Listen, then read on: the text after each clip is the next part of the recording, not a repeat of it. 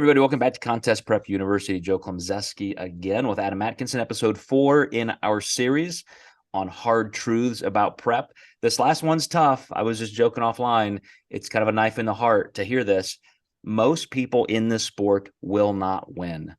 And it depends on what you classify as a win. You know, when I was just starting out looking for my first win, I was looking for just a class win in an amateur novice contest. Once that trophy was on the shelf, it was an open win. Once that was on the shelf, then it was a national win, then a pro card, and on down the line. And I took all of those steps very diligently over a long 20-year career. But now, after coaching for people for almost 30 years, any win sometimes is tough to come by for a lot of reasons. But, you know, I go back to the fact that when I was in the second, third, fourth grade, you know, I just knew I was going to be the quarterback for the Dallas Cowboys. And then at some point I realized, you know, when that wasn't going to happen, I was going to be Mr. Olympia. And none of those goals came to fruition, but I did achieve other ones that did include some wins. But I don't like to say that you will never win. I like to say that keep that long arc of your career in mind. And maybe it's not going to be this show that you win. Maybe it's not going to be this year that you win. And my question to you is that okay? Yeah, and I think that's a great question. In my career, I never won. I was second.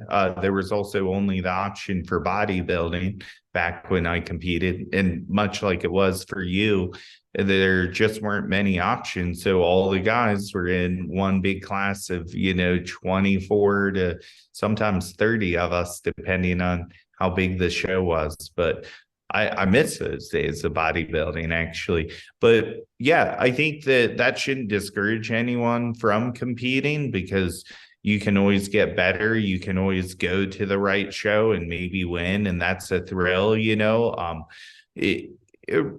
it's really up to you on how you dissect your placements and how you feel about them. And I think that's the biggest thing, is people are just really comparing their trophies and their accomplishments online, and they're so worried about what other people are thinking as they're presenting these things. And I personally think some of my master's clients who don't have Instagram, who go home to their family or their family's there and shares their third place victory together all excitedly, those are some of the best wins in the book. So is that really winning?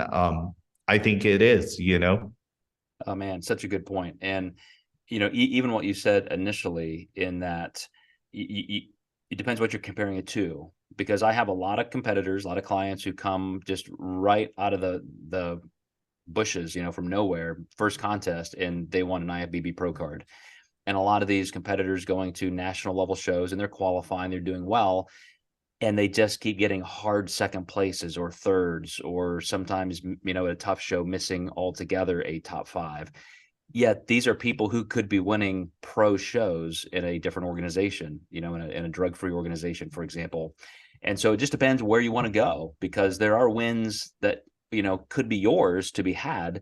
But I liked my trajectory, and I try to get this, across to every client, that start where you can gain the experience and compete on a level playing field. I literally started in state and local, contests where it was just me in the novice class or a teen class, and then getting that experience and not moving up until I won. I don't even know if that was legitimately an obstacle back then, where you couldn't move up, but I would not allow myself until I thought I earned it. And then learning how to win and lose allowed me to move up that ladder slowly as my physiology and physical maturity allowed. It was a nice steady climb.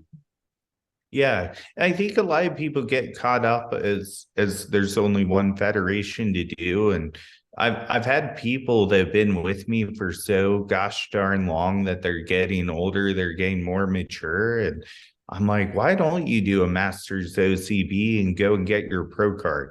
And they're so excited about that. And one of my good friends made a good point. He said, we don't just put tires on Lamborghinis, that's great. But if you enjoy the process of putting on tires, put them on Priuses and everything else. And Everyone's goals are important because at that level of being drug free and being 35 or 40 and up and winning your pro card, you're the best natural 40-year-old that day.